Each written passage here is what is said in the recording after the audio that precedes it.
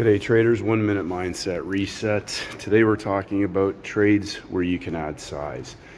So an excellent question from a trader is, can you show me how you add, where and when you add size? So here's the thing you need to go back and study. So it's like people talk about, oh, you want to learn how to fish. You don't want to get fed fish, you want to learn how to fish. And my attitude is no, anybody can go throw a line in the water. You want to go find where there's fish in a barrel. So going back to understanding the big picture, and if you study this and you grasp opening range, initial balance, opening range breakouts, breakout traders in the market, weekly levels, other time frame traders, failed breakouts, session opportunities, and then go back to your charts and study which trades. There's only two trades: pump and dumps and dump and pumps. So if you go back and study, I hunt out a lot of shorting opportunities. Obviously on Friday, gold was it's too hard to ignore. That market was going all the way back to the high of the week. And gold, obviously, if you've traded gold long enough, you know when it's going to go. It's going, and it's not taking any prisoners. So sizing in has to do with the 5-star opportunities, like we saw after payrolls. We have traders trapped at the low of the week who have gone long on the BOJ or prior to the BOJ or in the BOJ move itself in a broken down market.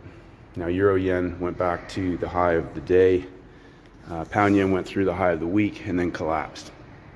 Two different types of setups. Yen, somebody asked about Pound and Euro, they mirror gold. They mirror gold to a large degree in terms of their overall template, not their exact movements, but their overall template. So they were day 1, day 2, day 3 reversals back up to the high of the week. If you want to figure out where to size in, understand when we've broken out of these levels and all the time frames are involved.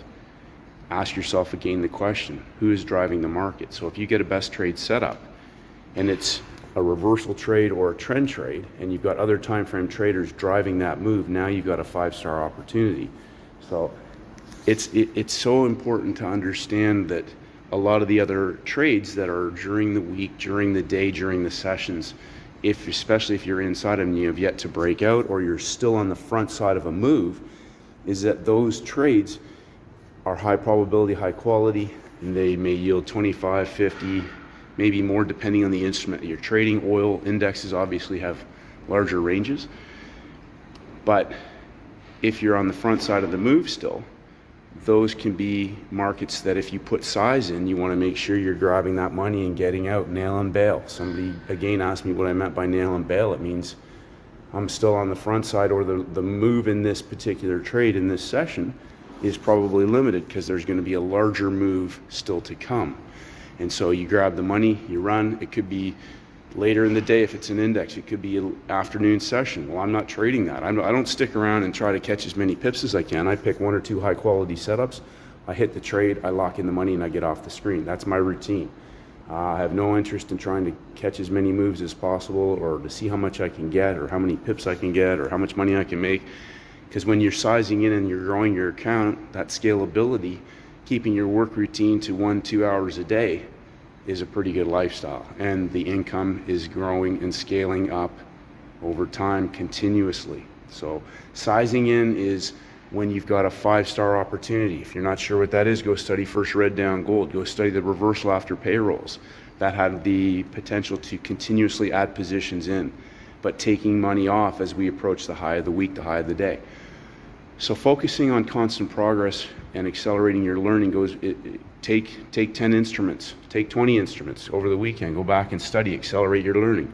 Study the entire process over all of those pairs: opening range, initial balance, day 1 breakouts, false breaks, failed breakouts, false breaks versus failed breakouts. There's a big difference. Failed breakouts have volume trapped outside of the range. You typically at a weekly high or low level. A false break will typically punch one side, trigger breakouts, pull back inside of the range, and remain in balance at the close of the day. So these are all things that will slowly come together, but you have to keep working at it and then step back and be willing to let the market set up and give you a best trade opportunity. So focus on constant progress, traders. Mike Bellafiore, how good can you get? And you know what?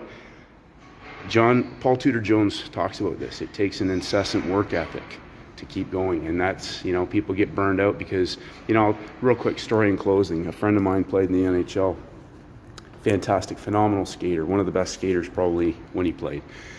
And he told me that they made him take power skating lessons. So there's a few traders who have said, you know, oh, your videos are too long, and, you know, complaining about, you know, all kinds of stuff. And here's the thing, even the best have to work at it every single day. And if you don't like it, maybe it's not for you, because there are people out there who are willing to keep working at it and working harder, and they want the extra little bit. So keep it simple, traders, and focus on mastering the process.